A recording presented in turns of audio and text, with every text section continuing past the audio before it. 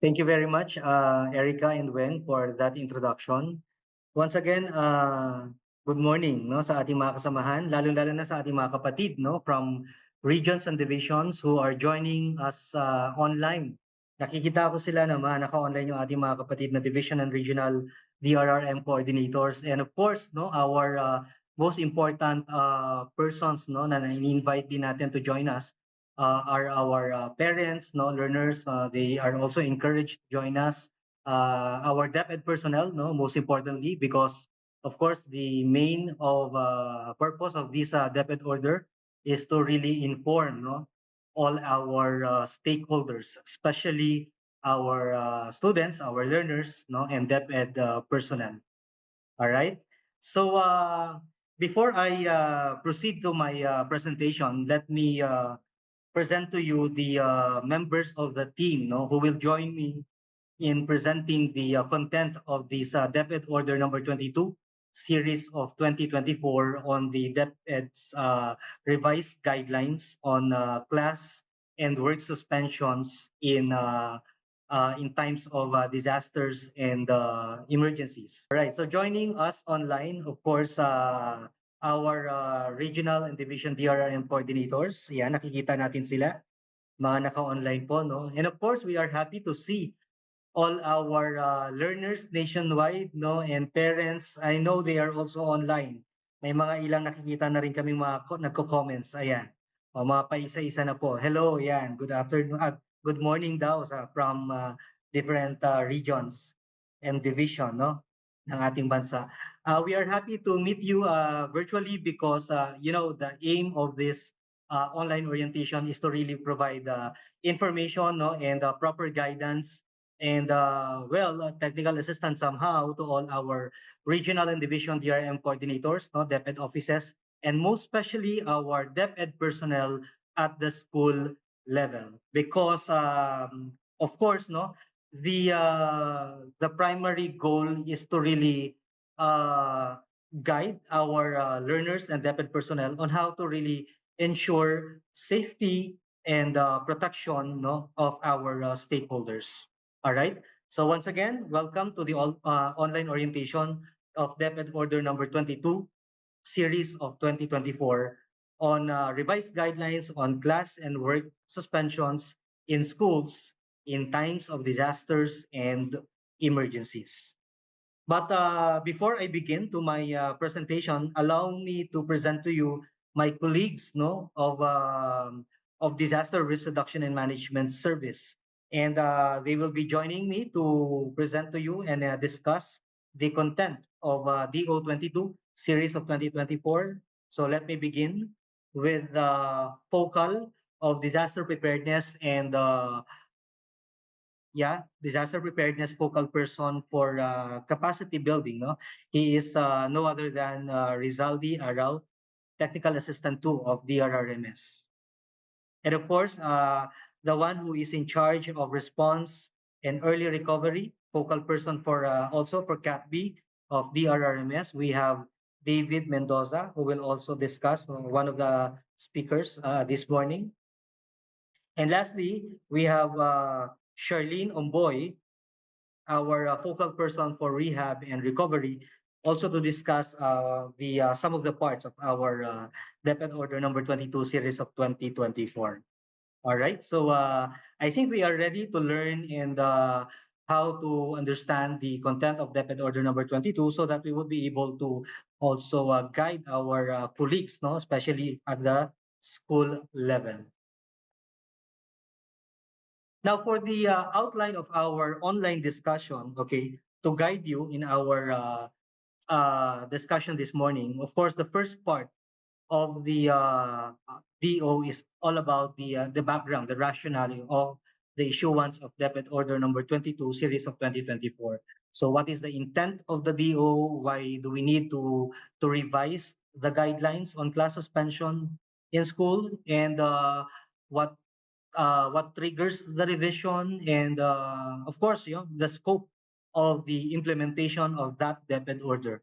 And of course, we will be discussing with you the policy statement, no, what is the salient features, no, the most important part that we need to understand in terms of the implementation of DO22 and the roles and responsibilities of all governance levels from the of course from the central office, regional and division offices down to the school level, and how these concerned personnel within the department are or should coordinate and converge, no, in order for us to ensure, no, the delivery and implementation of this policy. Okay, and of course, lastly would be the reporting mechanism and the monitoring and evaluation of the implementation of the DO22. Okay, now let me begin my presentation on the rationale of the DepEd Order number 22, series of 2024.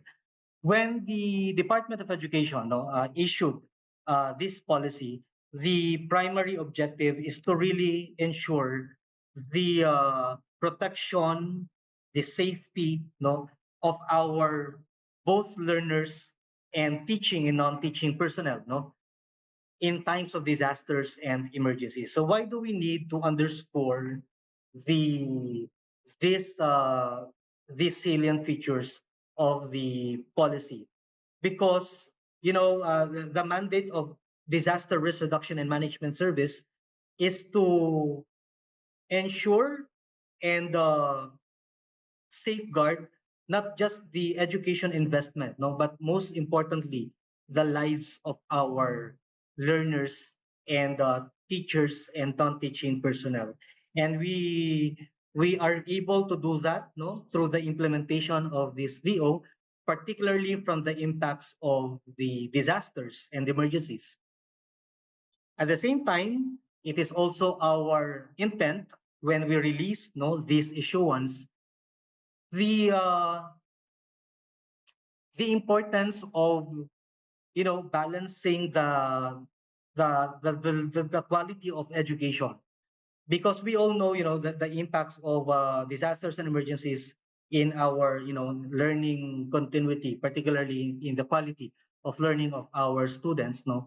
Well, we are all aware of the results, no, of the PISA, no. That's one of the examples, no. And the Philippines is, we are already behind, no, in terms of the results of the not just PISA, but the quality, the output, and the outcome of the learning process of our learners in schools have to be considered, no, when we release the DepEd Order number 22. So what is my point here? So we need to balance the safety and protection of our learners and DepEd personnel and the our priorities in terms of educational outcomes. So we need to balance those two important areas. So that is the main goal of the issuance of DepEd Order number 22, series of 2024.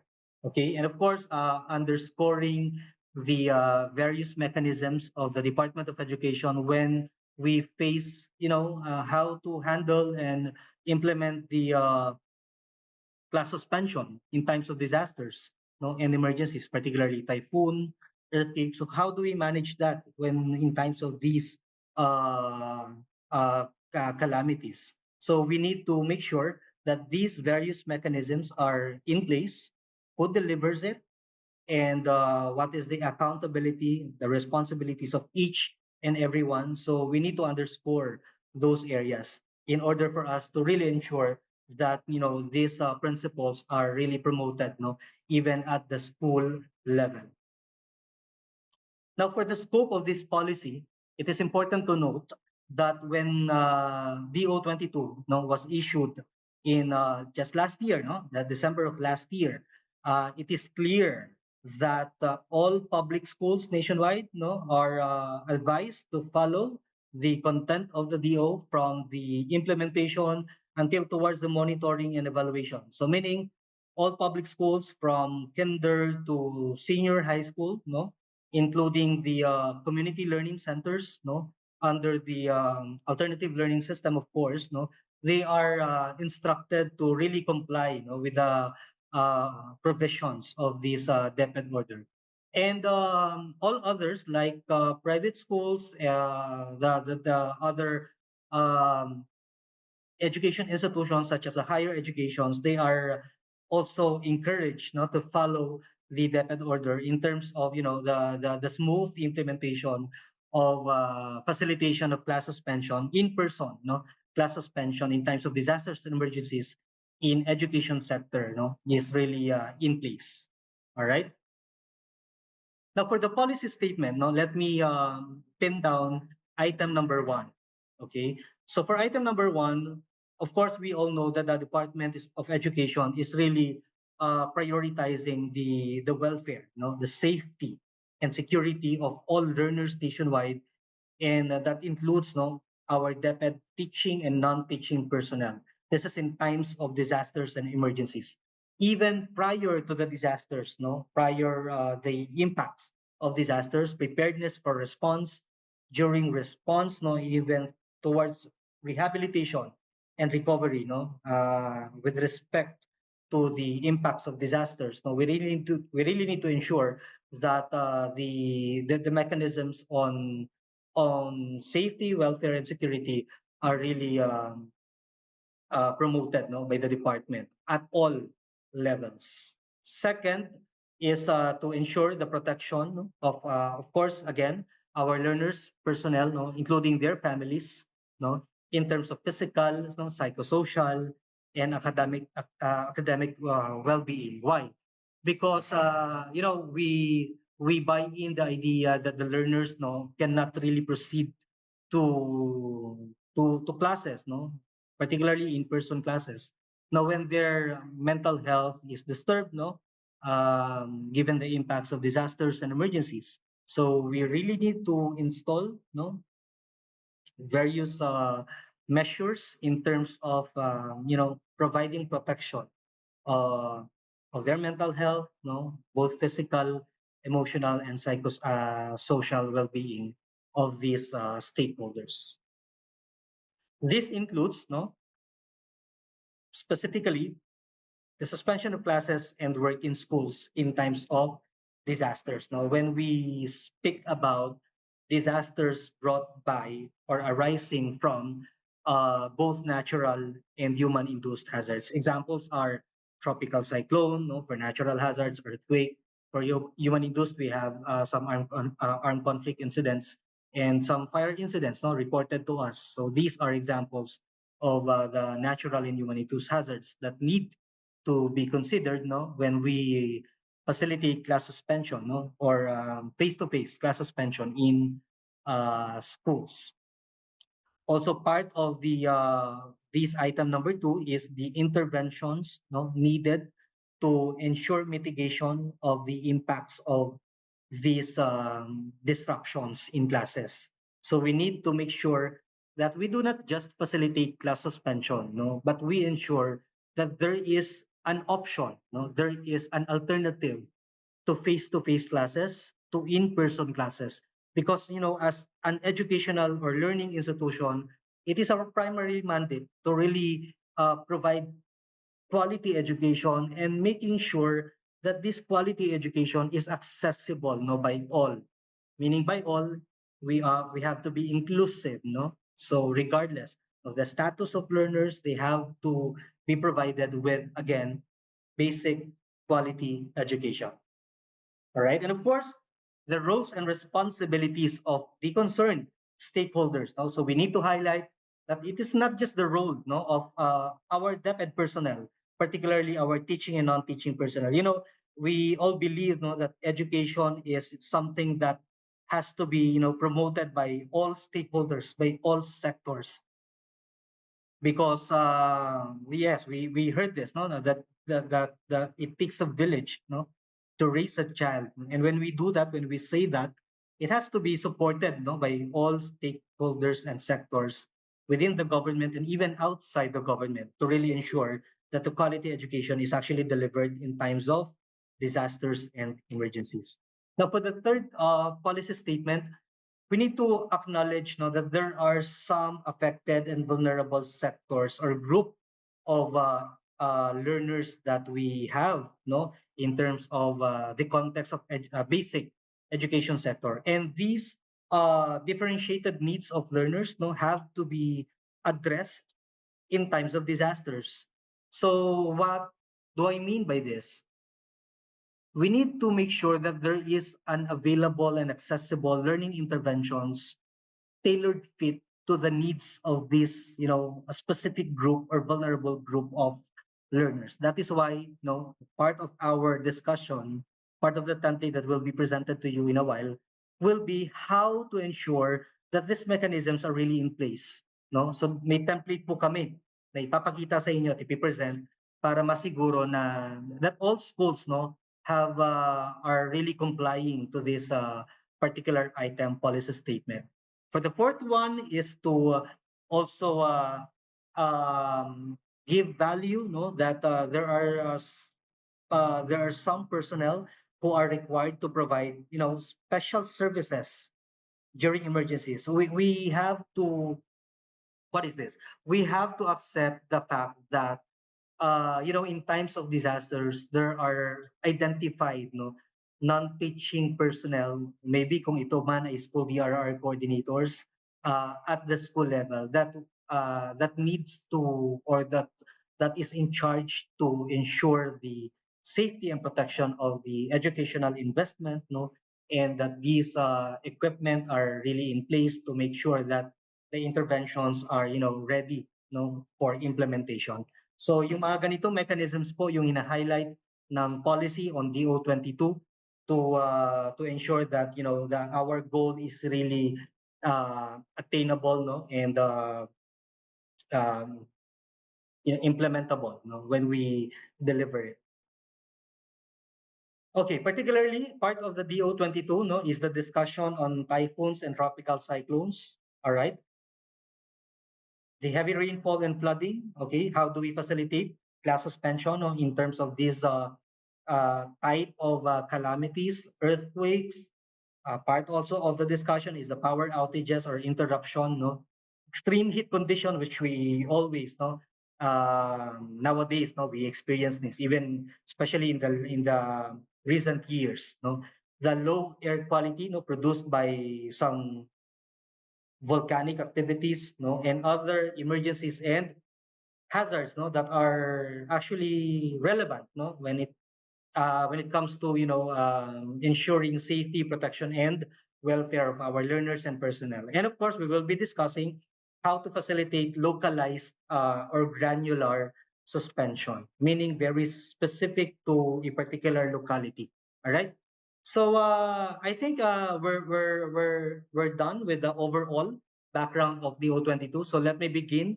I'll be calling my first colleague to discuss the first important part of DO22, which is the how to facilitate class or in-person suspension of classes in times of typhoons and tropical cyclones. So I'll be calling David. Are you ready? Yeah, go David. Ang pagkansela ng klase ng dahil sa bagyo ay alinsunod sa mga itinakdang Tropical Cyclone Wind Signals o TCWS ng Pag-asa at sa Executive Order No. 66 Series of 2012. Narito ang mga alituntunin. Kapag itinaas ang TCWS No. 1 sa isang lugar, automatic mong suspendido ang klase para sa kindergarten sa mga apektadong lugar. Kapag itinaas naman ang TCWS No. 2 sa mga apektadong lugar, ang face-to-face classes mula kindergarten at elementarya hanggang grade 10 o junior high school ay automatic mong suspendido. Gayunpaman, kaakibat ng pagkansela ng face-to-face classes mula elementarya hanggang junior high school ay ang pagbibigay ng Alternative Delivery Modality o ADMs sa mga mag-aaral base sa Learning and Service Continuity Plan o LSCP ng paaralan upang matiyak na ang mga kakayahan sa pag-aaral o learning competencies ay nakamit. Panghuli, kapag itinaas naman ang TCWS No. 3 o higit pa sa apektadong lugar, automatic mong suspendido ang klase at trabaho sa lahat ng antas. Isang paalala na sa mga pagkakataon ay tinaas ang TCWS sa oras na nagsisimula na ang klase, ang paaralan ay inaasahang magkansela ng klase, trabaho at pauuwiin ang lahat kung ligtas ang mga daraanan. Subalit, kung hindi naligtas ang mga daraanan pauwi ng bahay, inaasahan ang mga paaralan na panatilihin ang mga mag-aaral at personnel upang matiyak ang kanilang kaligtasan. Para naman sa heavy rainfall and flood, ang suspensyon ng klase ay nakabatay sa rainfall warning ng Philippine Atmospheric, Geophysical, and Astronomical Services Administration o PAG-ASA. Kapag mayroong yellow warning advisory at umabot na sa alarm water level, ang mga lugar sa lalawigan, lungsod at munisipalidad na nakararanas ng matinding ulan o pagbaha at batay na rin sa pagsusuri ng paaralan na ang mga mag-aaral at kawani ay nalalagay pa rin sa panganib, ang Schools Division Superintendent or SDS ay makikipag-ugnayan sa lokal na pamahalaan or LGU para sa localized na suspensyon ng klase. Ang Local Chief Executive or LCE naman ang magpapasya sa suspensyon ng face-to-face classes at trabaho sa paaralan. Sa kondisyong ang paaralan ay lilipat sa modular distance learning, performance tasks, proyekto o makeup classes batay na sa kanilang Learning and Service Continuity Plan or LSCP upang matiyak pa rin na makakamit ang mga layuning pampagkatuto. Kapag mayroon namang orange or red warning advisory at critical na ang antas ng tubig sa oras na nagsimula na ang klase sa araw na iyon, agad na sususpindihin ng punong guro ang klase at trabaho mula kindergarten hanggang grade 12 at Alternative Learning System or ALS at pauuwiin ang lahat kung ito ay ligtas gawin. Gayunpaman, responsibilidad ng paaralan na panatilihing ligtas sa loob ng paaralan ang mga mag-aaral at kawani kung delikado na ang bumiyahe. Kapag orange or red warning advisory at critical na ang antas ng tubig sa oras na hindi pa nagsisimula ang klase sa araw na iyon, otomatikong kansilado ang klase at trabaho mula kindergarten hanggang grade 12 at alternative learning system sa mga paaralan. Para sa suspensyon sa lindol, ayon sa DO22, ang suspensyon ng klase ay batay sa lakas o intensity ng lindol na naitala at sa ulat na ilalabas ng T-box. Kapag ang lindol ay may intensity 5, ang mga local chief executives ay may kapasidad na magdesisyon hinggil sa suspensyon ng klase sa kanilang nasasakupan. Ang mga Schools Division Superintendent ay maaaring makipag-ugnayan sa lokal na pamahalaan para sa localized suspensions. Sa ganitong kondisyon, maaaring magpatupad ng alternatibong pamamaraan ng pagkatuto tulad ng modular distance learning, mga performance tasks, projects at makeup classes upang mapanatili ang kasanayan at pagkatuto ng mga mag-aaral.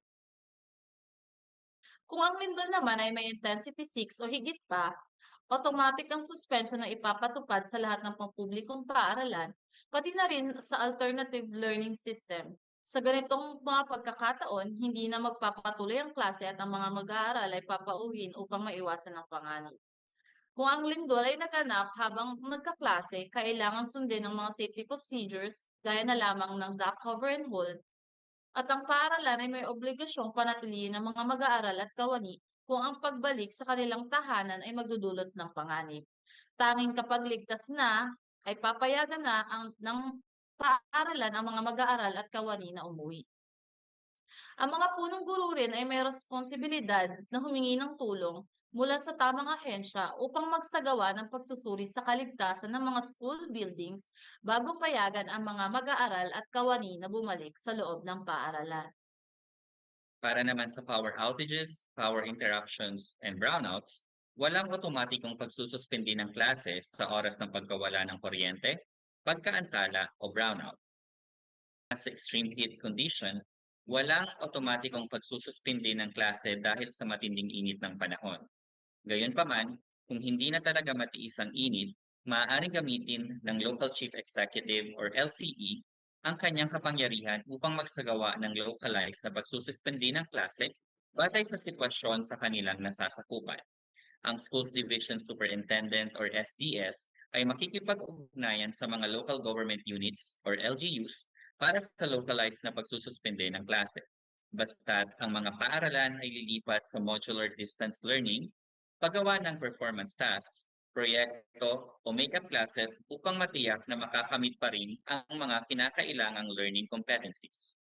Para naman sa low air quality at volcanic fog, nakapaloob sa Department of Environment and Natural Resources Administrative Order No. 2020-24 ang mga Air Quality Index breakout points na nagbibigay ng mga kategorya o level na nagpapaliwanag sa kalagayan ng hangin batay sa kalidad nito. Kung ang Air Quality Index na inilabas sa ulat ng Environment Management Bureau ng DNR sa isang partikular na lugar ay umabot sa level na acutely unhealthy o tinatayang 55.1 hanggang 90 micrograms per normal cubic meter na air pollutant, ang mga local chief executive ay maaaring magpatupad ng suspension ng face-to-face na klase. Ang mga schools division superintendent ay maaaring makipag-ugnayan sa kanilang local government units para sa mga localized suspensions. Sa kondisyon na ang mga paaralan ay magpapatupad ng ibang learning mode. Kabilang na dito ang modular distance learning, performance tasks, projects, at pagsasagawa ng mga make-up classes upang ang mga kasanayan sa pag-aaral ay patuloy na maaabot. Magkakaroon naman ng automatic na suspensyon ng mga klase at trabaho kung ang Air Quality Index ay aabot sa emergency level o tinatayang may higit na 91 micrograms per normal cubic meter na air pollutant.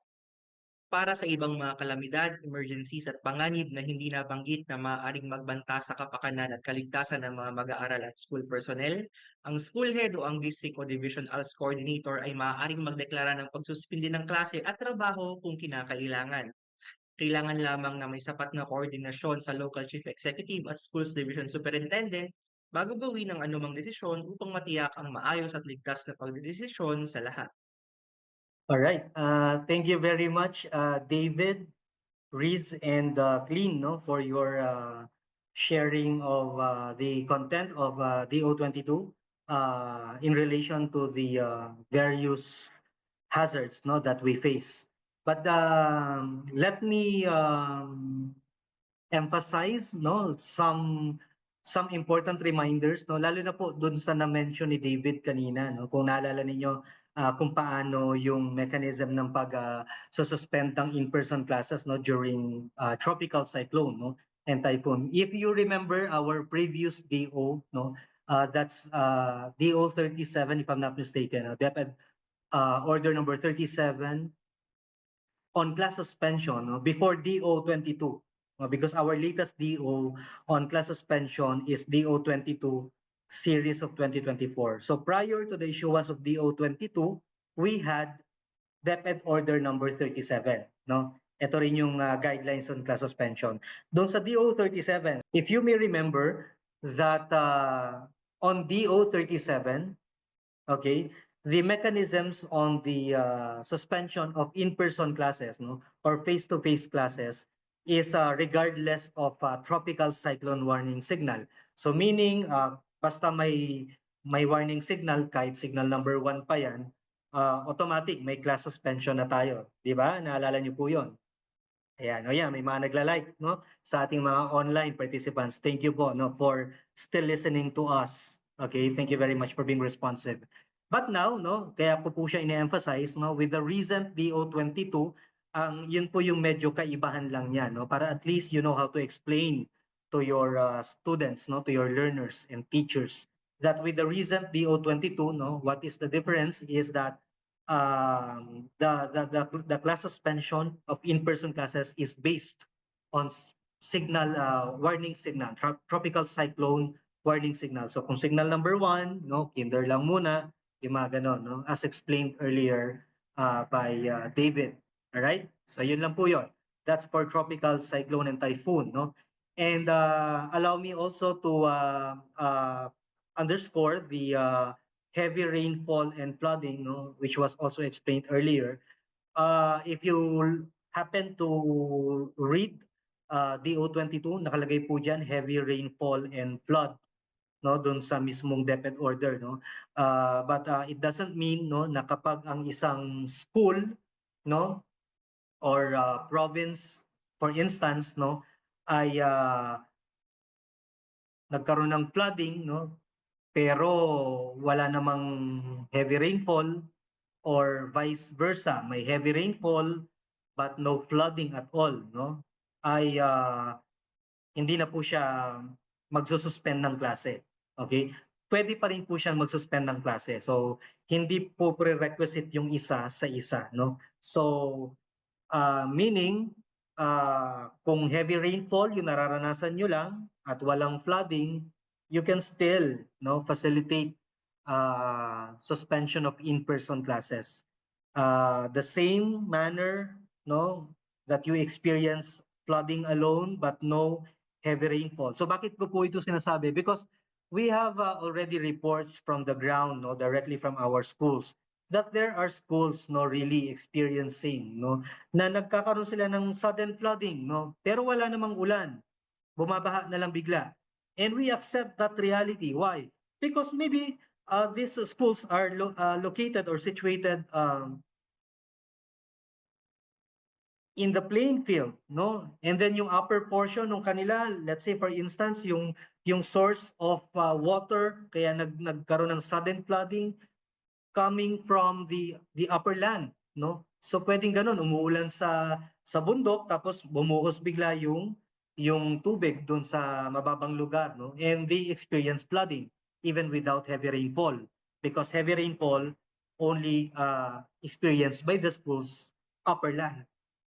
Ganun po yung sa ating scenario. The same with heavy rainfall, minsan wala namang flooding pero may heavy rainfall ka. Kaya ang suggestion po natin is that please make sure that when you communicate, when you explain this particular provision of DO22, is that the other one is not a prerequisite or a requirement to facilitate class suspension. So pwedeng isa lang po ang present doon. Okay? Pwedeng heavy rainfall lang, pwedeng flooding lang po. Okay? So yun po.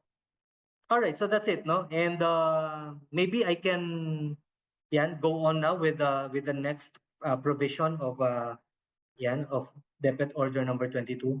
Next provision, which is also essential, in the implementation of DO22, is that we have the so-called localized or granular suspensions. So when do we facilitate this type of suspension? When there is an absence of LGU suspension. Okay, so meaning when your local government unit is or has no announcement of localized suspension, but for you as a school head, or kung yung school mismo experience or based on the evaluation or assessment, of the actual condition, needs to facilitate class suspension because it already the safety and welfare of our learners and personnel are already at risk.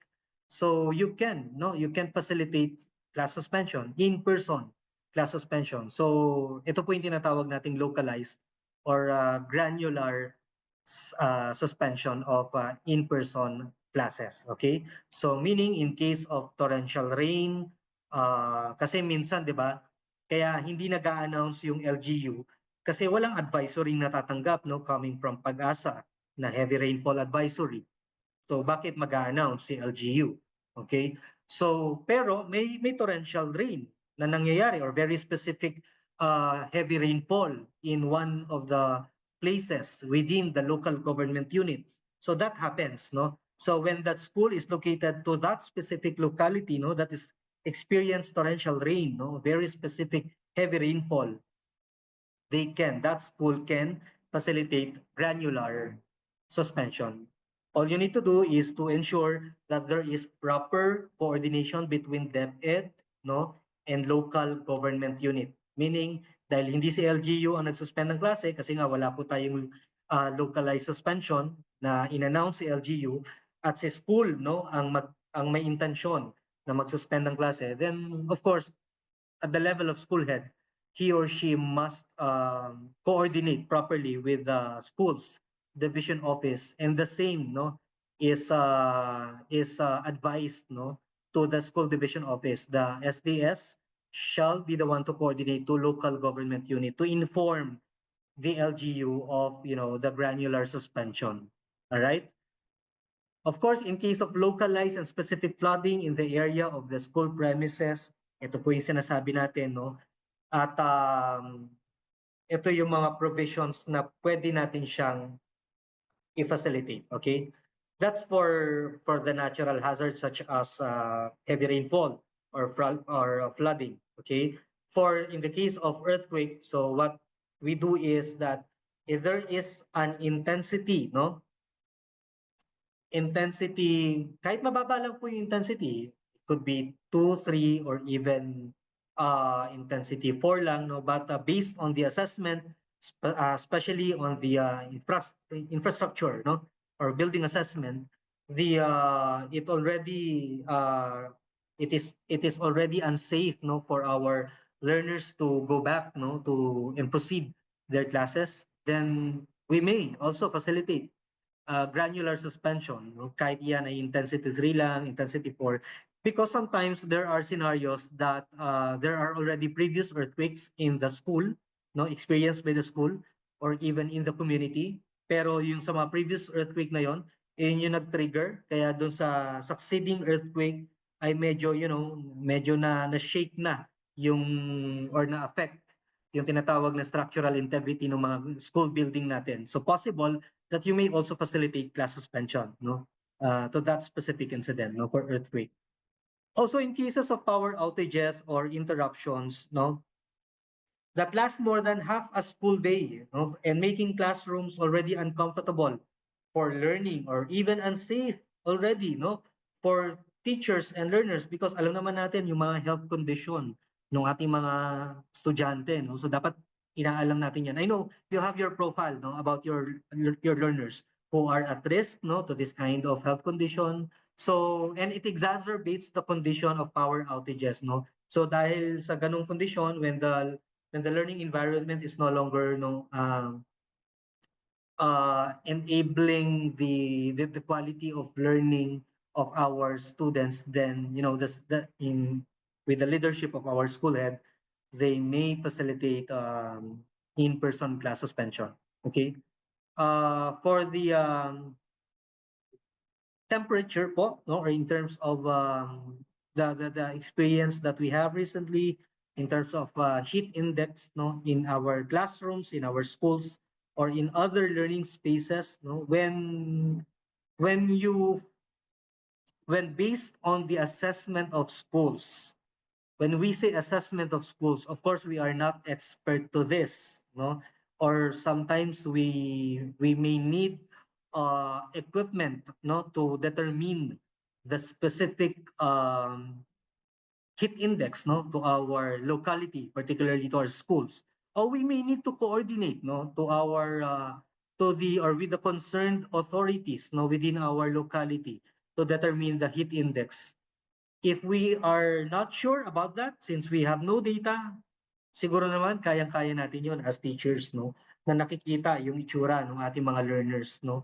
Kung may mga nagre-report na at dumadami na yung report na hindi na kinakaya yung classroom temperature, heat index inside or within the class, the school perimeter, then I think, no, as kunyari ako class advisor, as classroom teacher, pwede ko yan, no, may mechanism naman tayo, in all hazards, okay, it has to be clear to everyone that in all hazards, teachers may recommend to school head na, ma'am, ito na po out of 25 students ko, nung nagkaroon ng power outage ng 8 o'clock, 50% po ng estudyante ko, pawis na po, medyo nahihirapan na po huminga. You may recommend to your school head. No? So meaning, what do I mean with my statement is that we are empowered, no? Hindi lang school head, no, ang may kapangyarihan sa mga bagay na ito, no? It has to be again a whole of nation approach. So as teachers, no, meron naman tayong mandato to provide provide protection and safety of our learners. Then we may recommend to school head so that the school head, no, can provide and arrive, no, at risk informed decision. Ano bang decision niya? Magpa-facilitate ba siya ng in-person class suspension o hindi? Based on the report provided by classroom teachers, no? So kung ano man yung decision ni school head, okay, i-raise niya yan sa schools division office. So same mechanisms are actually applicable to all of these, no, hazards, no? That for heat index. In the case of our air quality, no, yung mga recently, no, marami tayong mga volcanoes that are erupting, no? In fact, as I speak right now, no, Mount Bulusan, Mount Canlaon are already in alert level 1, no? Canlaon is already in alert level 3. So these, no, the fumes, the chemicals that they, that they erupt is actually affecting already, no, or if it affects already the health condition of our learners, then it could be, basis of our uh, facilitation of in-person uh, class suspension under granular suspension po. And of course, in case of other calamities, emergencies, and hazards that are not mentioned here, and you feel, no, particularly mga um, ano bang example natin? Mga armed conflict incident, for instance. Yan, very very special case yan, no? But that really requires a quick decision, no? Fire incident also. So dito po nagfo-fall sa mga granular suspensions because we know, no, that LGU cannot oversee and monitor all public schools within the local government unit. At doon na pumapasok yung salient feature natin na letter H, localized granular suspension, wherein the role and responsibility, the leadership of our school head with the help, no, and assistance and recommendation and assessment of our teachers who are also part of the what we call the school DRRN team, no, na nag-a-assess ng mga kalagayang ito at the school level. Lahat po tayo tulong-tulong to facilitate granular suspension. Okay? All right. Now let's also discuss. Of course, I've said this already, no? When I began the orientation, no, of the DO22, I said earlier that the objective of the issuance of DO22 is not just to ensure the welfare and protection of our learners and personnel, but to really make sure that there is a balance of learning continuity, no? That there is a mechanism of continuity in learning in times of disasters and emergency. So how do we do that? We have to really install certain mechanism in terms of ensuring learning delivery and how this setup is actually implemented on the ground, okay, in times of disasters and emergencies. So in the event of suspension, no, of in-person classes, schools, no, are instructed to mobilize, no, their different or applicable or relevant ADMs, no, or alternative delivery modes. So it could be distance learning, no, online learning, modular distance learning, okay, online distance learning, or even blended, no, whichever is applicable, no, to your context. So in case of suspension or face-to-face classes due to calamities and emergencies, and in some parts of the country, particularly for those schools, no, na medyo you have to consider then, no, yung mga resources na meron kayo. Kaya later on, ipapakita po namin na dapat ready ang school din. Kaya nga tinatawag natin adjustment to learning delivery. We do not just implement the kind of learning modality na gusto lang natin, no? We need to make sure that the school is actually ready, no, in terms of the implementation of that particular learning modality. So how do we make sure the mechanisms are in place? So later we will be sharing with you the LSCP, that's the Learning Service and Continuity Plan, which encapsulate, no, or captures the preparedness and response measures of all schools in terms of implementation of learning continuity, the learning and service continuity. All right? Okay. So yan po yan, yung binanggit ko. It could be online or modular. All right, so I mentioned this, no? Sinabi ko na yan, yung Learning and Service Continuity Plan. This is also one of the new features of DO20T. I'd like to highlight this one.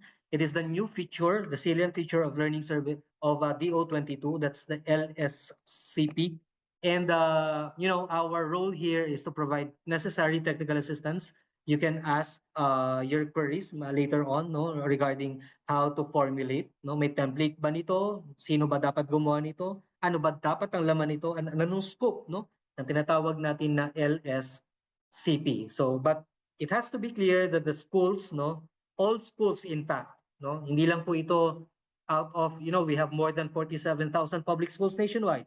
Okay, so we are referring to all those 47,000 public schools.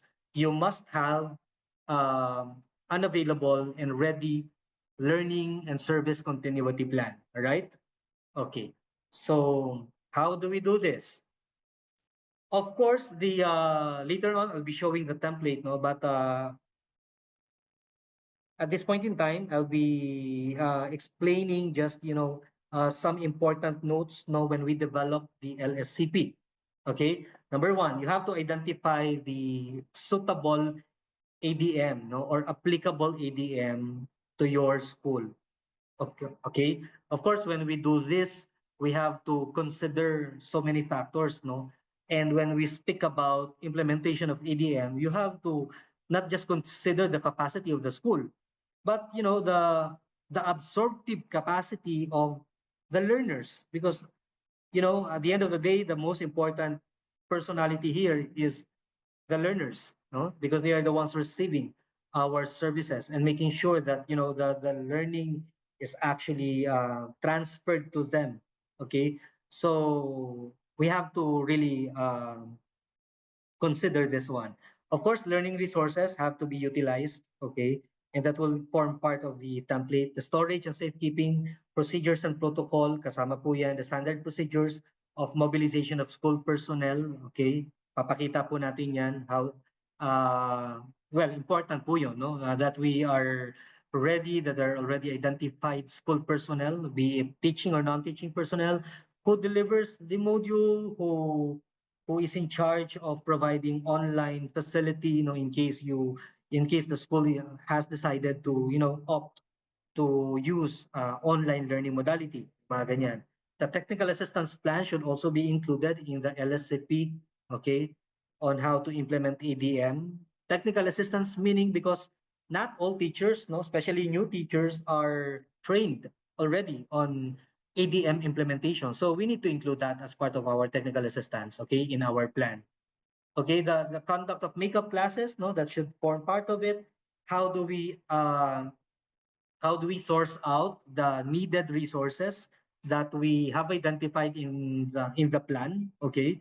And of course, the list of the school-based services. That is why LSCP, hindi lang po siya learning continuity plan, but service continuity plan. So why do we need to integrate these two major areas? Because we know for a fact that learning will only be delivered, okay, if the school is ready to deliver its services, okay, or to ensure the delivery of its mandate. So we need to converge and to align that these two major areas are really in place, okay? And all other standard procedures, no, na dapat natin nilalagay. So yun po yun. Okay? Contingency plans, okay? And all other plans, no? Communication plan. Mamaya babanggitin po natin, papakita po natin. This is also should form part of your LSCP. Bakit kaya? So mamaya ipaliwanag natin, no? And of course, the last portion of the learning and service continuity plan is to really ensure that the timeline of the implementation of the LSCP, including the monitoring and evaluation, should also be part of the document, no, that you will be developing. All right. I think, yeah, I think I am done with the salient features of LSCP, but just to note, no, some important factors to consider, no, as well, is that when the school develop their LSCP, you must ensure that this document is actually integrated in the SIP. So why? Because of course there is an identification of resources, okay, of needed resources in the LSCP.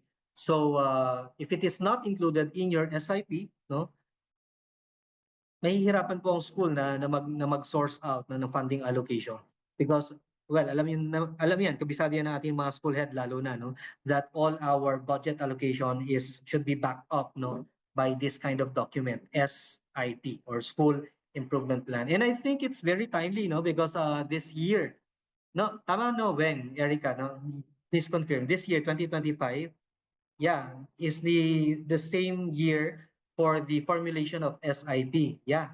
So I think it's timely for us to really ensure that LSCP, no, when you develop that document is actually integrated in the SIP. Sumasabay, no, itong dalawang dokumentong ito.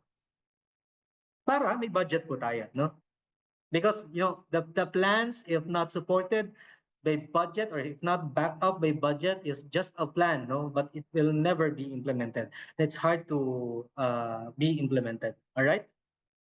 Okay. All right. So this is the process, no, that we need to undergo when we develop LSCP and integrate it in the SIP. So you do the risk analysis. So mamaya papakita natin to, the analysis of potential ADMs, the possible alternative delivery mode, no? You have to identify that and analyze. No, with the ADM, you have to identify the resources that you need. Kung online ito, of course, kailangan mo yan ng computer. Kung modular ito, kailangan mo yan ng mga printed materials. No, yung mga ganun. So dapat tumatagos, no? At nag-a-align itong mga bagay na ito. And you do the crafting now of the LSCP, okay? With including all protocols and procedures, including the roles and responsibilities of implementing the LSCP. Then if you have that already, then you can integrate that in the SIP and submit after integrating it to SIP, making sure that this is submitted to your school's division office, no, through the curriculum implementation division for the vetting and approval of your respective schools division superintendent. All right. Yes. Okay. So, yeah, may mga nababasa akong mga comment online. Yan. Thank you for responding.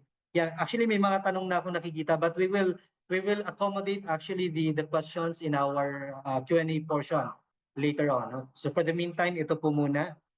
Yes, I think I am done. So can we share the template for LSCP para mag-guide natin na maayos yung ating mga public school personnel, no? And as well as our regions and divisions. So at this point in time, allow me to share with you that template. No, this is drafted or developed by the DepEd Central Office so that we will make sure, we are making sure that all public schools nationwide are following or in compliant in terms of using the standard template in the development of LSCP. Please. Okay. Sige po mga kasama, no. I hope you are still with us, no, this morning. We are already on the last part of our program this morning, no, and I think this is it is last part, pero I think this is also helpful to all of us, especially to the school personnel, no, that you understand that there is a developed LSAP template, and that central office is willing to help you provide the template, no, through your regional and division DRRM coordinators. Ibibigay po namin ito after my session this morning, and your regional and division DRRM coordinators will be the one to disseminate this template to all public schools nationwide. Okay, para po standard yung ating ginagamit, no, at hindi na paiba-iba at baka mamaya mali pa pala yung nagamit nating document. All right. Again, before I browse the and help you understand the content of the LSCP, let me underscore that the reason why we develop learning and service continuity plan is that because we know the importance of ensuring continuity in learning, no, that our learners have access to basic quality education in times of disasters and emergencies, plus, no, making sure that the schools are able to align its services and make these services available to deliver the expected mandate, no, and achieve continuity of learning in times of disasters and emergencies. So paano magagawa yon? We need to have a plan. And that plan is reflected in this document. All right? Okay. So sa first page po, makikita ninyo, no? Of course, may logo natin yan sa DepEd. No? And you have to put learning and service continuity plan o pangalan po ng school nyo, elementary school year 2025 to 2026. No? Your division and your region, plus the date where you drafted, developed the LSCP. Okay. Okay, on the second page, you have there the introduction. In the introduction, you are going to put the background of the school, no, its context when it comes to historical disaster data, no, meaning if my school experienced several earthquakes, so that should reflect here. Okay, why? Because we need to contextualize why do we need to prepare LSCP? Para saan po siya? So we need to justify, no, the allocation of resources, the request of equipment or materials, learning resources, no, dun sa iba pang portion ng ating LSCP. So that being said, again, you need to include the context of your school. Okay? For part 2, you have to mention the objectives of the document, no? And you are asked to identify the specific objectives of implementing learning and service continuity, no, in your respective schools, no? Hindi po natin nire-recommend, no, na yung kapitbahay nating si School A, for example, ay i-copy paste na lang yung LSCP ni School B. For example, no? We don't recommend that. Why? Simply because risk is very specific, no? And the experience of individuals or of each school is very unique in terms of the impacts of disasters, no? Concrete example, no? Bakit ko sinasabing we have unique experience? Possible kasi tumama, for example, si Typhoon Sophia. For example po, no? Tumama si Typhoon Sophia kay School A and School B na magkapitbahay lang, no? Ilang kilometers lang ang distance, let's say 2 kilometers away lang from each other. But definitely, even they have the same hazard, no?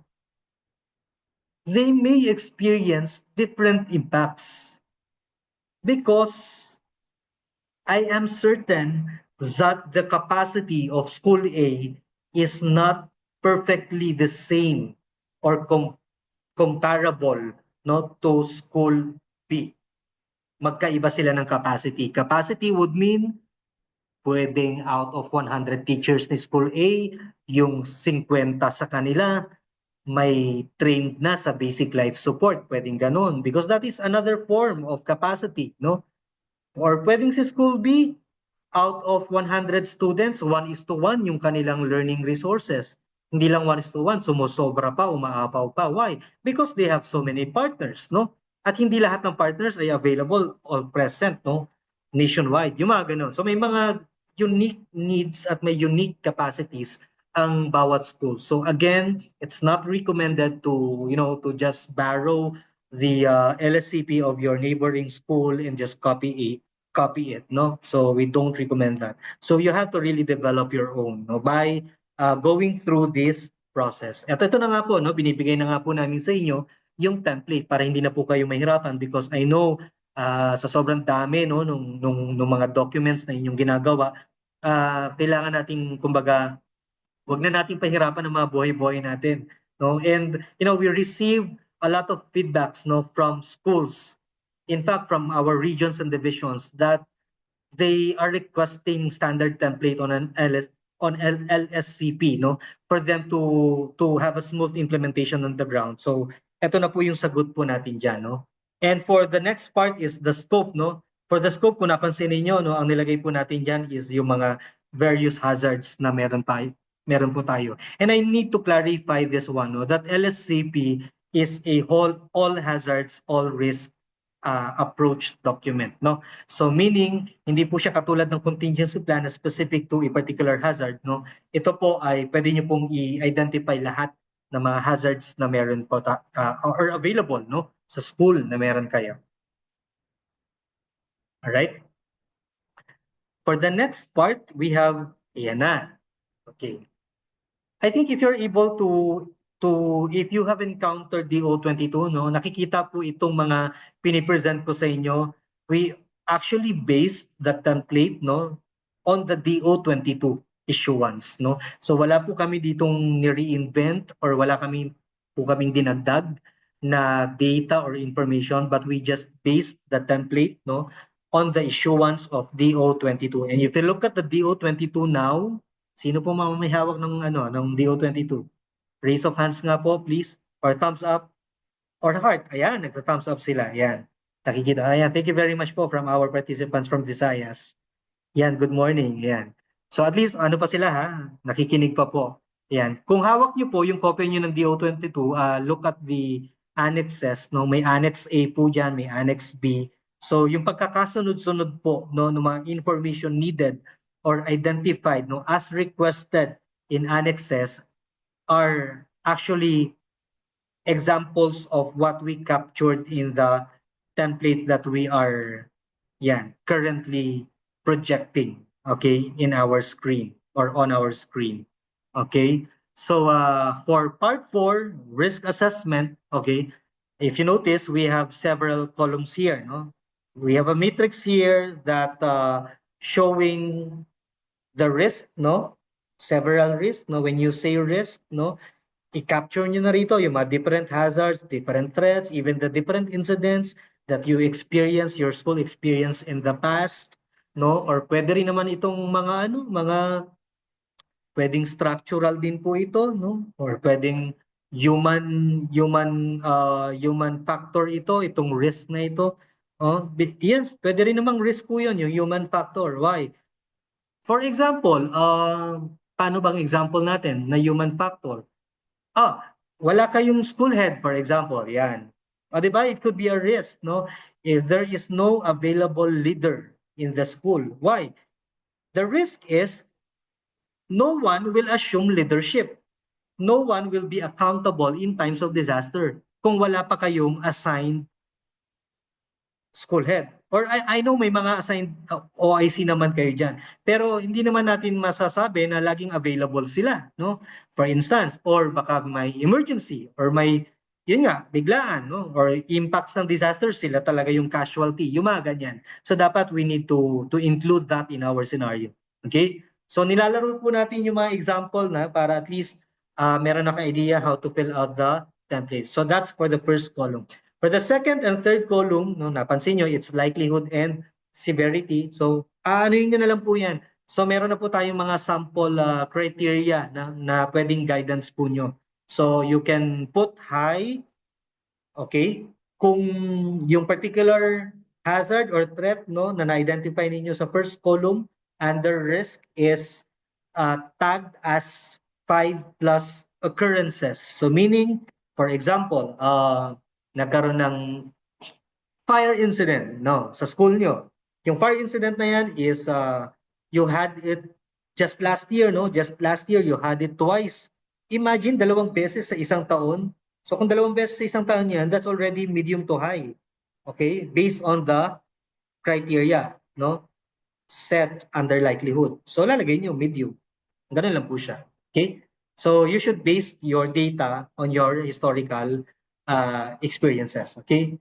Same with severity. No? Severity, may negligible po dyan, may minor, no? Moderate, significant, and severe based on the definition po. No? Nakalagay na rin po dyan yung definition para hindi na po kayo mahihirapang mag-identify.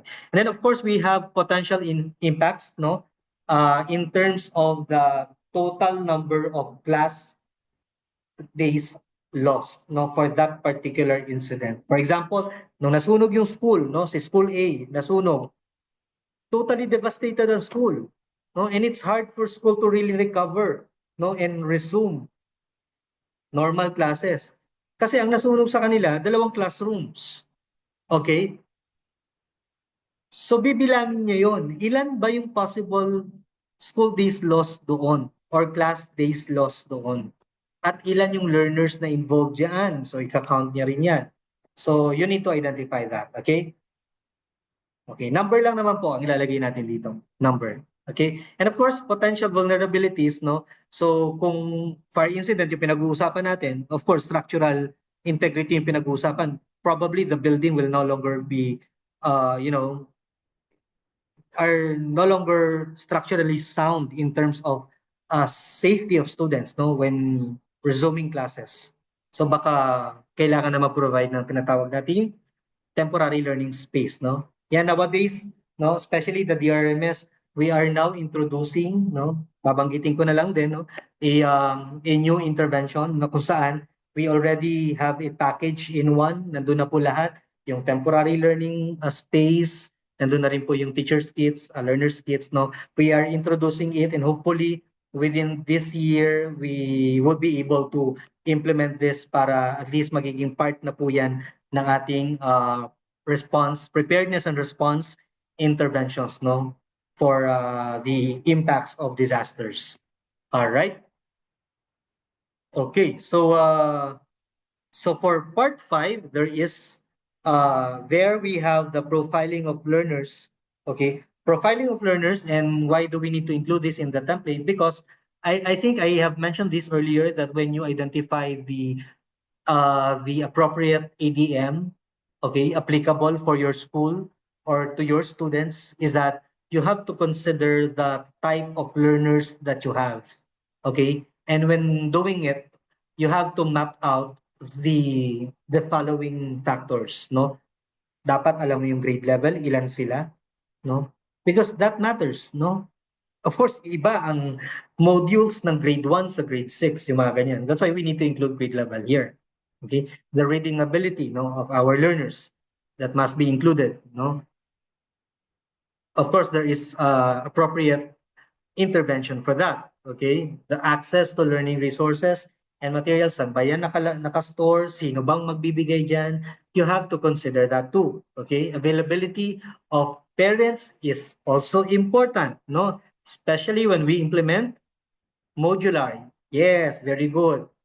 Ayun, kita nyo? Alam na alam ng mga participants natin, oh, sinasabi nila, modular distance learning, right? And of course, internet accessibility for online learning naman, no? So we need to include this in our package of profiling of learners. Ilan ba sa kanila ang may mga gadgets, no? Baka mamaya gusto lang natin i-implement ang online learning. Why? Kasi malakas nga ang Wi-Fi natin, may connection nga tayo, may provision ang school ng Wi-Fi internet connection.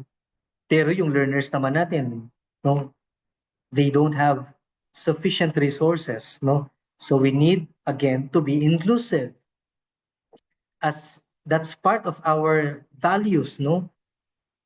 That's part of what we promote in the basic education. What DepEd promotes, has been promoting, no, inclusivity, no. So when we map these profiles, we are promoting already inclusivity. Okay, and inclusive education is important in times of disasters and emergencies. Why? Because that is one of the major vulnerabilities of our learners.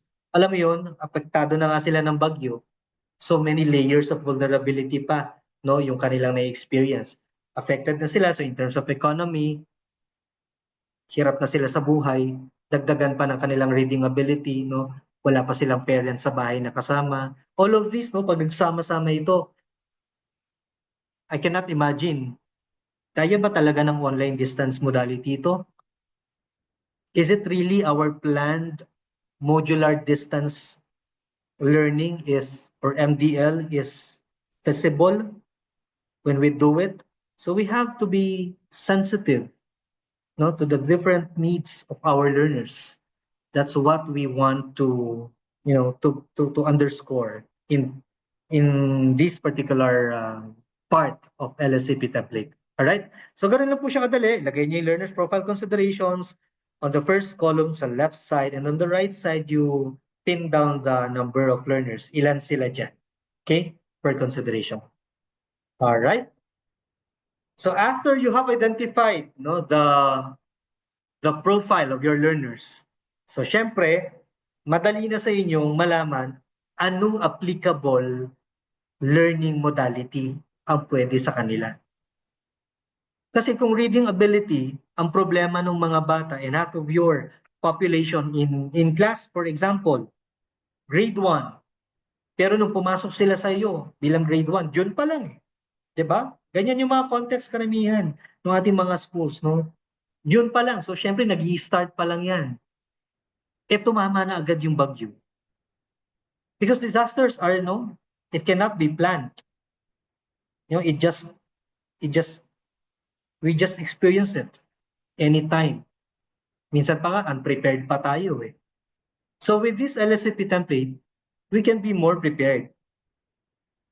Because the key factor in really addressing the right intervention to specific needs of learners and the signal for us that we are really providing appropriate intervention to our learners is that ang laban yan dun sa preparedness part. You really have to come up with a very good set of data. That's why data is very important. Okay? Kung napansin niyo, no, lumilitaw ang mga numbers dito. Lumilitaw. Kailangan natin yan. That's why DepEd, DepEd highlights the importance of reporting mechanism, monitoring the implementation of EDM, because we really need to ensure that we are providing the right intervention to the right learner, okay, and addressing the specific needs of our learners. So we really need data, because data is everything in terms of ADM implementation. You know that, no? Mas alam niyo po yan. Kami po dito sa CO, hanggang technical assistance lang kami. But in terms of, I think, rich experience, we value your expertise. Mas maalam po kayo dyan, no? Compared po sa amin. That's why we appreciate that you invest your time. You provide your personal time. I know, bakasyon po ng ibang mga teachers po natin, no? At kaya nga sa DO, nung naglabas kami ng memo, we did not require teachers, because I know and we know dito sa central office dapat nakakapagpahinga yung ating mga teachers. So what we only required is the attendance of our school heads, no, yung mga non-teaching personnel, para sila na lang ang mag-echo, no, provide ng mga orientation sa ating mga colleagues sa ating mga schools. But I appreciate, nakikita ko may mga ilan dito. Ayan, kita nyo, may mga nagre-raise ng, nagta-thumbs up at nag-heart. Because I know some of you are teachers, no? May mga ilan ako nakikita dito mga teachers. And thank you very much, no, for staying with us this morning. Mula kanina pa po na nag-start tayo at hanggang ngayon, talagang inaaral nyo at iniintindi ninyo, no, yung ating online orientation. Thank you very much po. So this is the learning intervention part. At again, no, mas kabisado nyo po ito. Data is important. Data is political, no? It informs your plans and policies.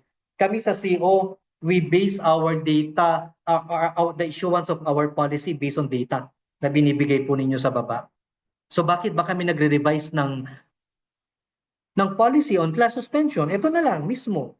Ba't ba natin nire-revise ito? Simply because we receive feedback from you guys, from our beloved teachers, from our school personnel, teaching and non-teaching personnel, from our DepEd offices, because the data that they reported to us informs our planning, no, and our policy team, kailangan na nating mag-revise kasi ang sinasabi ng data hindi na tumutugma sa ating existing DepEd order. See, that's how powerful data is or data are. It informs your plans and policies. Okay? So for next part po, we have the resources required. Now you are done with the learning interventions. Alam na po natin. So kaya na nating i-pin down. Ano ba ang requirements sa bawat learning modality? And you know this. You are all familiar with this. Hindi ko na po yan further elaborate, no? Okay, so having said that, let's proceed to the impact now to school-based services. Doon sa previous template, if you notice, what I discussed with you is more on ensuring learning continuity is in place. Okay? But of course, again, learning continuity will not happen, no? Again, I'd like to underscore this one. Learning continuity will not happen unless there is particular or appropriate school services that will enable learning continuity to happen. Okay? At ano yung mga school-based services na ito? For example, sinasabi natin, magmo-modular distance learning tayo. Wala naman tayong provision of printed modules. Sino magpo-provide nun? Hindi naman pwedeng learners yun, di ba? So that's part of the school services. Kailangan meron tayong provision of printed learning modality. So sinong in charge yan sa school? Teacher ba yan? Non-teaching ba yan? Sinong office ba yan? Kanino natin kukunin yung funds for that, no? Anong resources yung dapat natin immobilize, no, to achieve that school-based service, no, to support learning continuity. So iyon po yung pinag-uusapan dito sa Part 8, Impact to School-Based Services. All right? So sundin niyo lang po to, itong matrix na pinapakita po namin. And ang nilalaman po niyan, nung matrix na yan, of course, if you are already done with the identification of the impact to school-based service, for example, typhoon, of course, yung printing ng modules will not happen in times of disaster, no? So maapektuhan 'yan. Kaya dapat may mechanism kayo na dahil yung typhoon based on pag-asa, tatagal yan ng 1 week. So baka dapat yung printing of modules ninyo is good for 1 week, yung mga ganyan. Okay?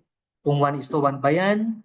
Or alternate ba? Hiraman ba sila? Paano? So mas nakakaalam po kayo niyan sa baba. Okay? So ito po yung mga dapat lang natin i-consider. You need to include the storage mechanism, safekeeping procedure of these services, no? Yung SOP na ginagamit natin, ano ba yung standard procedure in mobilizing our school personnel? How do we plan to provide technical assistance? Because I know, ayan, nababasa ko, yes, very good, tama po, no? Technical assistance, that's part of our lives, no? The same thing, kung paano kami nag-guide sa inyo, you are also expected to do the same to your colleagues, especially to our beloved teachers. You provide necessary technical assistance in terms of implementation of ADM. And of course, how do we do facilitate make-up classes? Kailangan part yon dito, no? You narrate that, no? Include that, no? How do we do learning recovery? Lalo na kung napakatagal ng impact ng disasters. COVID-19, for instance, no? So nagkaroon tayo ng learning recovery plan dyan. So yung mga ganun. Pero special case lang naman yan, no? And of course, resource allocation and community mobilization. Yan, part of it. Hindi lang tayo basta-basta mag-allocate or mag-identify ng resources, but we need to pin down where do we get and mobilize these resources. Okay, because we have a very limited budget. We understand that, no? Hindi yan kayang saluhin ng ating MOE. So kailangan nakaplano na po yan, okay? The return to normalcy, no? Are we saying that it is already safe to instruct our learners and personnel to return to classes already, no, given this kind of scenario? So that's part of the return plans, okay? The risk communication and contingency plans. Ito, may mga available template po tayo rito. May template po for contingency plan. We will share it to you, no? Alam ko meron na po kayo niyan yung mga ibang schools. And we also have separate template for risk communication. And we also have that, no? We can share it with you. Okay? When Erica, pasama nga pala natin ito, no, sa ibibigay natin. Yung template for risk communication and contingency plan. Para all out yung ating support sa ating mga schools, no? And of course, last one is, I think, assessment of effectiveness. Sabi ko nga, di ba, monitoring and evaluation should be part of our implementation of the LSCP or Learning Service and Continuity Plan. I think that's it, no? Ganun lang po kadali, no? If-fill out niyo lang po yan.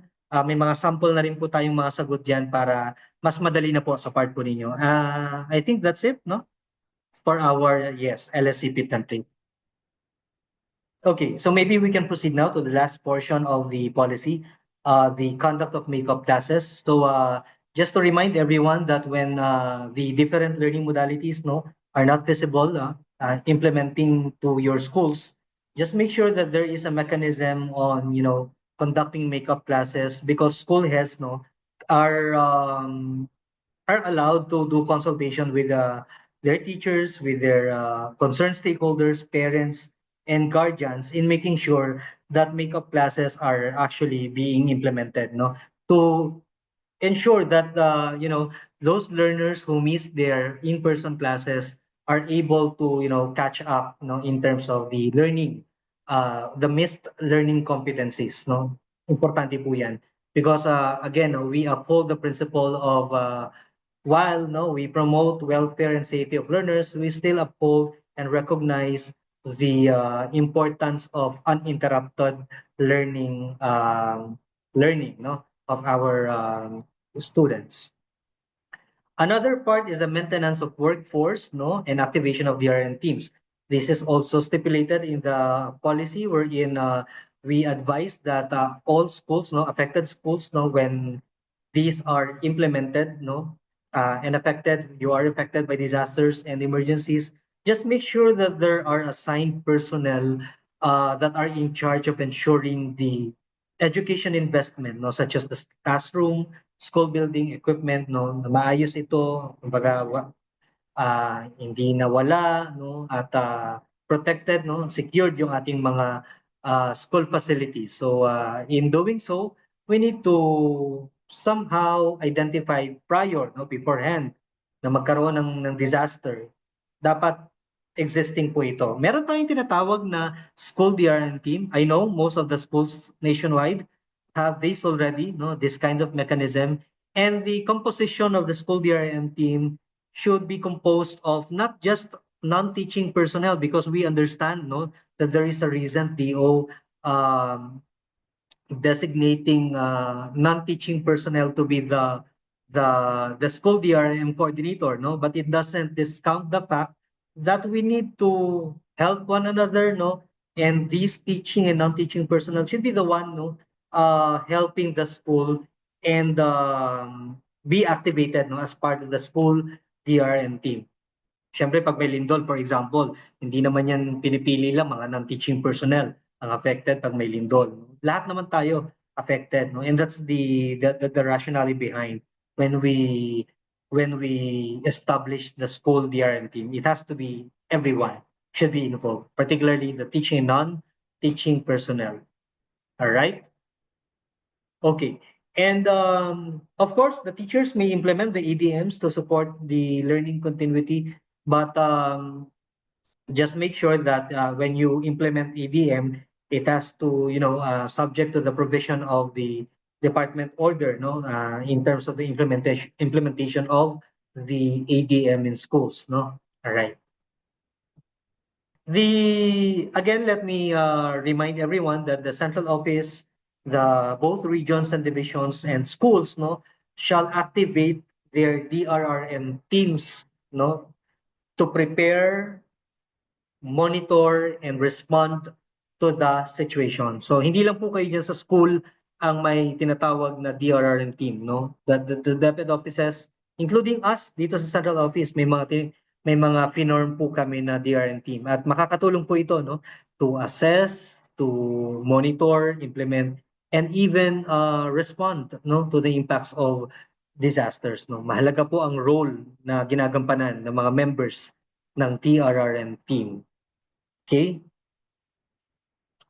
It is also stipulated in the policy to remind our school heads that when schools use as evacuation centers, minsan kasi hindi yan maiwasan, while we advocate, and there is a policy on this that that is RA 10821, that advocates the use of schools as evacuation center, and it is stipulated in that policy that schools should be used as the least option, or the last option to be used as evacuation center. Pero kung hindi po talaga maiiwasan, at ginagamit po talaga ang school natin bilang evacuation center, just make sure that the schools may be used as an immediate lang, as evacuation center, and it may be used up to last,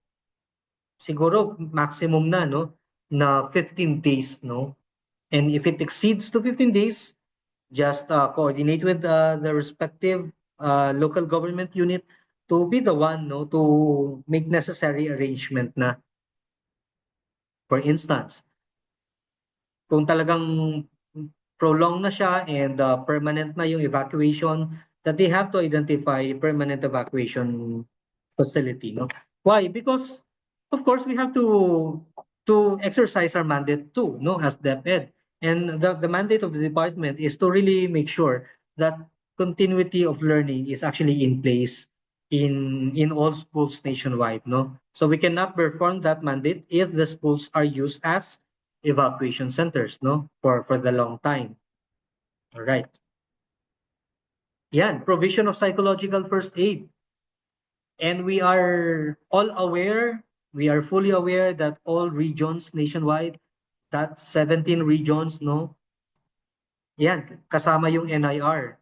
Because we know that there will be a new region, the Negros Island region. And those identified divisions who will form part of the NIR, I know may mga trained PFA providers din po sila. And these trained psychological first aid providers most of them are teachers, and we welcome that, those trained PFA providers. Makakatulong po yan. We have trained face-to-face, we have conducted face-to-face trainings since 2017, 2018, 2019, ng mga both teaching and non-teaching personnel. And to my knowledge, if I'm not mistaken, hundreds na po sila. 100,000 of both teaching and non-teaching personnel. And we also have trained mga online PFA providers kasi nung nag-pandemic, di ba? Nagkaroon tayo ng online PFA. So we also trained those non-teaching personnel to provide such service. Okay? So may tuturing din po ito na school-based service, itong provision of PFA. So baka kailangan nyo rin itong ipin down sa tinatawag ninyong template doon sa portion sa LSCP na school-based service, yung provision of psychological first aid. All right? Okay. Ayan, now let's pin down the roles and responsibilities of the concerned personnel at all governance level, from the school heads, in schools. So as school heads, they are the ones, that should notify to their respective SDSS, in terms of facilitation of class suspension. This is in the absence of what? Absence of what? Binanggit natin kanina. Very good. Yan. Yes. Absence of localized class suspension by the LGU. All right? Okay. So, pwedeng si school head ang anong tawag yan? Yes, granular suspension. Okay. In the absence of automatic local suspension, so pwede po tayong magkaroon ng tinatawag na very localized or granular suspension facilitated by our school heads, in coordination with SDS, tapos ino-notify din si LGU. All right? Okay. Same with the schools division office, with the leadership of our SDSS. They shall be the one to review and approve yan, yung LSCP na na-present natin kanina. Okay, so isasubmit natin yan sa ating mga SDO and the SDSS shall be the one to approve that. Okay? And of course, they are also in charge of submitting the plans, the reports in terms of ADM implementation. Yes. For the regional office, yan, ito naman po yung role ng regional office. They shall consolidate reports no from SDOs, consolidate po nila yan, on the use of ADMs, okay? And submit that to central office. Now, the DRRMS, kami po, in coordination with relevant DepEd CO offices, we are the ones coordinating no, with the affected regions and divisions on how to provide technical assistance, guidance, no, and lead them no, in the implementation of existing mechanism, monitoring, reporting mechanism, and making sure that the needs of our learners are responded no, or are addressed. No? Trabaho po namin yun sa DRMS na pangunahan ang pagpo-provide ng mga necessary preparedness and response interventions. Of course, in coordination with regional office, division office, and schools. Ayan. Okay. So, there is also BLD here. That's the Bureau of Learning Delivery. That's in the central office. They are the ones leading naman the monitoring, reporting, and response needed no in terms of adjustment of learning delivery okay due to class suspension. So ang nagmo-monitor po ng mga ADM po natin okay ay based on the DO is a Bureau of Learning Delivery. But again, we'd like to also announce to everyone that we have a newly created office now within the DRRMS, that's the Education Resilience Learning Continuity Office, no? Sila rin po yung in charge na nag-oversee, no? ng just making sure that that learning continuity is actually happening on the ground. So they shall be the one coordinating that office, that's ERLCO, no? Education Resilience Learning Continuity Office. They shall be the one coordinating with the BLD, no, or Bureau of Learning Delivery. Kasi dahil newly created office po sila, sila po yung magko-coordinate ngayon kay BLD, making sure that the ADM implementation is really happening on the ground. Okay, and of course with the help of BLR naman for the learning resources needed by the ADM implementation. Yan. Sinama rin po natin dito ang role ng parents, no? Because again, no, at the end of the day, the one who determines the overall safety of our learners would be the parents. Okay, so that is why the critical role of our parents is really such important. It is important. Okay, so that's it. Now let's have the reporting. How do we report this implementation? Of course, from the school, no, there must be on a quarterly basis. There should be a report, no, to be submitted, no, in terms of class suspension, no, capturing also the ADM implementation to their respective schools division office. Okay, that's on a quarterly basis. Okay, and then that SDO will be the one to transmit to regional office, and regional office shall be the one to consolidate and transmit to DRRMS, no, or central office. Okay, and then also schools must be the one to prepare the LSCP. Diba nga, sabi nga natin kanina, alongside with school improvement plan. That developed LSCP by the school will be submitted to SDO for approval of SDSS. Okay? Malinaw po yun, no? Para at least na monitor din ng ating mga schools division office yung availability ba, no? Meron ba talagang ganitong klaseng modality? Kaya ba talaga itong i-provide ng school? Ito ba ang needs talaga ng mga learners ng school na yon, no? So we can check that through the LSCP of the school. And of course, the schools and governance levels must abide by the protocol, no, in terms of coordination and information management protocol. That's the O21 series of 2015. This is so far the existing reporting and information management protocol mechanism that we have. That's the O21 series of 2015. Okay, so we have to follow that. Now for the last one, ito na po yung pinaka-last natin. Thank you po, no, for still being with us. Last na po ito, no, is the monitoring and evaluation of the implementation of the DO. Okay, of course the DRMS shall be the one to monitor the suspension and resumption of classes. No, we are the lead office in the central office. We do coordinate with the regional office because regional office is the one consolidating the report on class suspension and even the resumption of classes, no, in coordination with their respective schools division offices.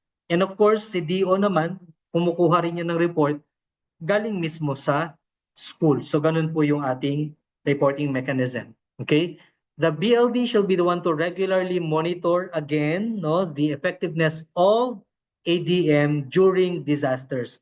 Of course, again, with the help of the newly created office, yung ERLCO, yung binanggit ko kanina, yung Learning Continuity Office. Okay, this is headed now by Director Nineth Alama.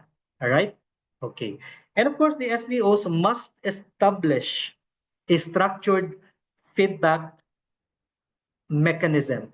Okay, so meaning SDO shall be the one to assess the impact of the class suspension kasi sila po yung mas nakakapag-monitors on the ground eh. Kami sa CO, hindi po namin yan nakikita lahat sa sobrang dami ng public schools natin, even the regional office. So ang may direct communication sa school is no other than but the SDS or the schools division office. Okay, so they are in charge of, you know, monitoring the impacts of class suspension, including the students' learning progress. Kasama po yan. So dapat may feedback mechanisms po sila and they know how to adjust the learning delivery kung kailangan ba ng makeup classes o hindi. Yung mga ganun, no? So that decision should come from the school, of course, decision of the school head in coordination with the school's division office. So I think that's it. Yun lang po. Maraming salamat, no? Thank you for being with us, no, the whole morning, and I hope we were able to somehow impart the necessary knowledge, no, and technical assistance to all our schools nationwide, including, no, our DepEd offices. Again, maraming salamat po, no, sa pagtutok sa ating mga kasamahan, mga kapatid, no, from our regional and division DRM coordinators, no, division offices, regional offices, sa ating mga RDs and SDSS po na nandito po online na kasama po natin, sa ating mga education partners, because I know we also invited local government units, no, to monitor our online orientation, the parents most especially with their kids, no, our learners. Maraming salamat po. After this, I think our team will be providing a QR code.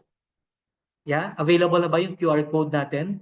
Pwede na ba nating ipakita? Yes. Yan. Ayan, I think pinapakita na nung ating mga staff. Paki-scan lang po, no, yung QR code na yan. Why? Because in the QR code, once you've scanned it, you will be able to you have access to the resources that we just presented earlier. The presentation, the PowerPoint presentation, the copy of the DepEd policy, the DO22, the LSCP template, the Learning Service and Continuity Plan template, and the contingency plan template. I told the staff to include that in the QR code. And the risk communication template. Kung wala pa kayo, lahat po isasama po namin dito.